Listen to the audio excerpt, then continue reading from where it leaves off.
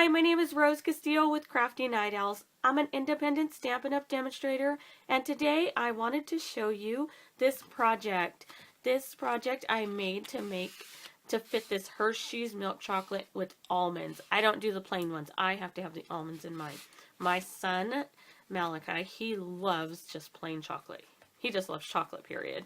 And so he'll take the plain one, but I like the one with the almonds. And so I made this with some delightful Dejon cardstock down here, the Petals and Posies designer series paper. Let me make sure on that name because I might have butchered it. Petals and Paisleys designer series paper. And then we are using the Paisley framelits just so for this one little image here that I cut out with the copper foil. Isn't that very pretty? And then we are using the One Big Meaning stamp set. I keep wanting to call it the One Big Meaning Thankful stamp set, and I think it's just because it all has thanks or thank you in the sentiments. I keep wanting to call it that. I don't know why. But this set is just really good set to have, and so I used that thank you right there, right under on this tag, and I really like the way I layered this, even though you don't really see the thank you there, but this is loose, so it just kind of flips around and you can see the thank you, and I thought it was really cute. So I'm going to show you just exactly how I made this, and these are my pieces that we're using today. There's my foil piece that I've already die cut.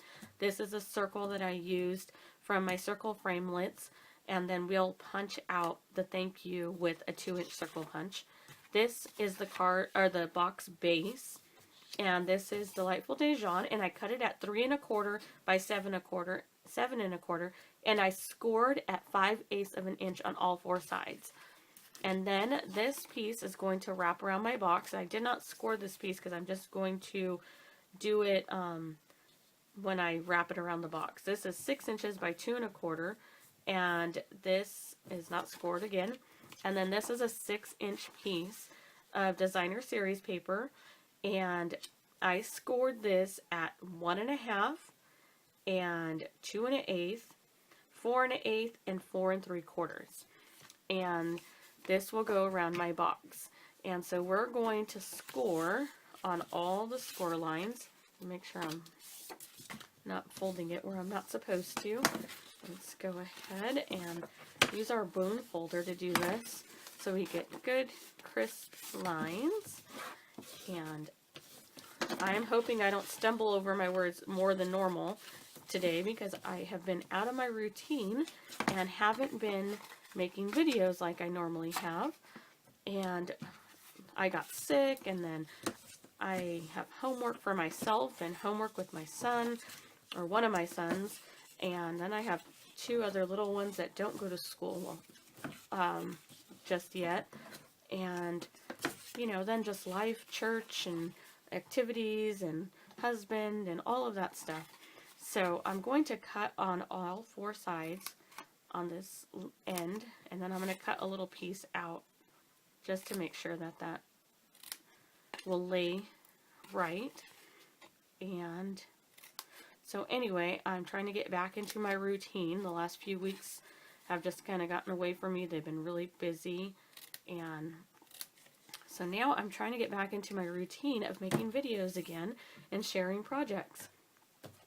See, I'm going to take just a little piece of this tape, and I'm going to put it right here on all 4 ends. And this is what's going to hold my box, my bottom of my box together. And let me see, turn that around so a little straighter on that side. And one more little piece. Oops, I think that's too small. I might grab another small piece and put that on right there. Okay, so now I'm going to peel these off, and any excess that went over I'll just push back on itself. And that one was good, but this little one has a little hangover, and I just pushed that back like that. And then you're just going to fold these up and line up the edges, just like, hopefully you can see that. And there we go. There's the bottom of my box, and you'll see there's my Hershey's bar. It fits nice and good in there. But I'm going to take that out for just a minute, and I am going to put some adhesive right here, and I'm using the tear tape again. I guess I could have used fast fuse. That would be really fast to use, but I've already done this, so we'll just go with it. Okay. Peel that off, and then I'm going to put my box in here to use as a guide so I don't make this too tight. And then I'm just going to make sure that I'm lined up on the end so that it's not crooked. And push down. And then that will slide in and out of there. And you can put that in. Oop. That's getting caught for some reason. Okay, there we go. And then I am going to take my mint macaroon piece, and I am going to just start folding it around. And the reason why I did not score is because it has to be a hair bigger than what the score lines were on the designer paper. And when I score it, it just ends up coming out kind of messy. Or not, it comes out too tight or too loose if I go the other direction. And so this to me was just the best way to do it without wasting paper or making it look bad. So this is my suggestion to you if you're going to do this. And then I just went back around and I burnished those score lines. And so I will put some more adhesive here, and I will use my fast fuse this time. And then I'm going to wrap this around and just make sure it's straight before I push down. There we go.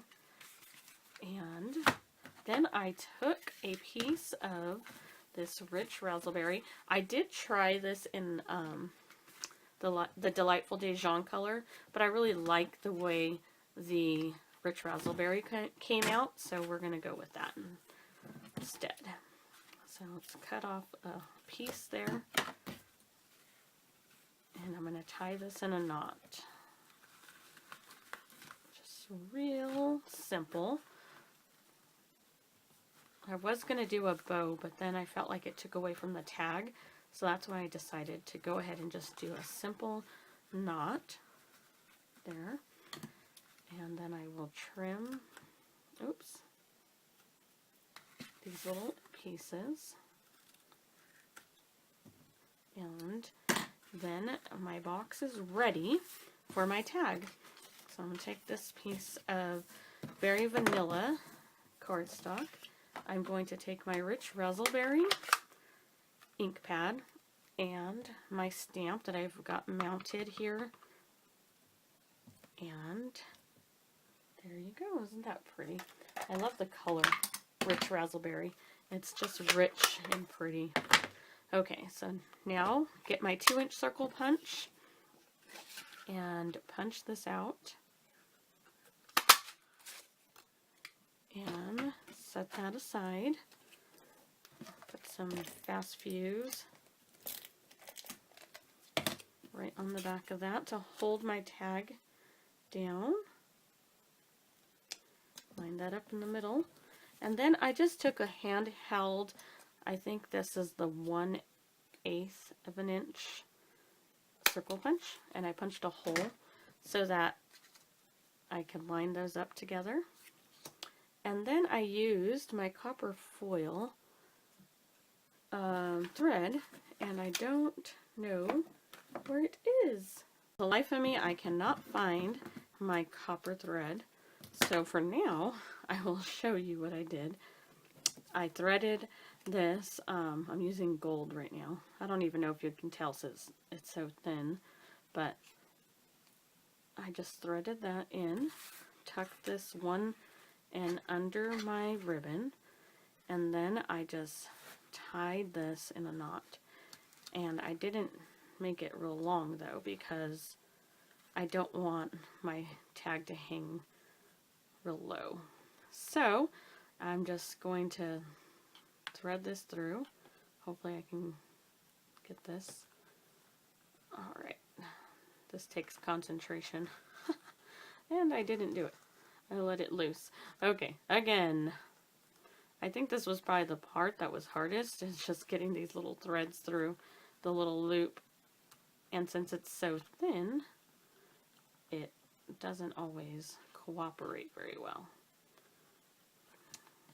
Alrighty.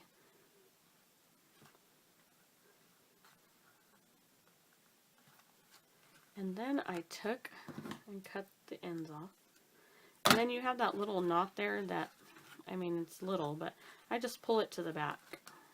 I just rotate it to the back so then it's behind the ribbon or behind the tag. And there you go. That was a super quick and super simple project. I hope that you like it, and I hope that you'll return to see more videos by me. Make sure to hit the subscribe button, and I thank you for your time today. If you'd like to order any of the supplies that we used here today, make sure to visit my online store at www.rosecastillo.stampinup.net. Thank you, and you have a great day. Bye-bye.